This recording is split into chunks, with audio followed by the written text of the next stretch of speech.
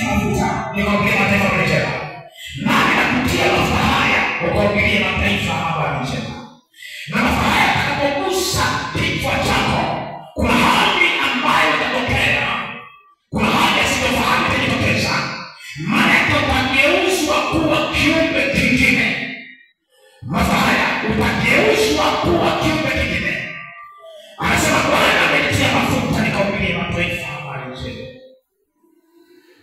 Angalia mafuta haya yanakwenda kugusa sasa.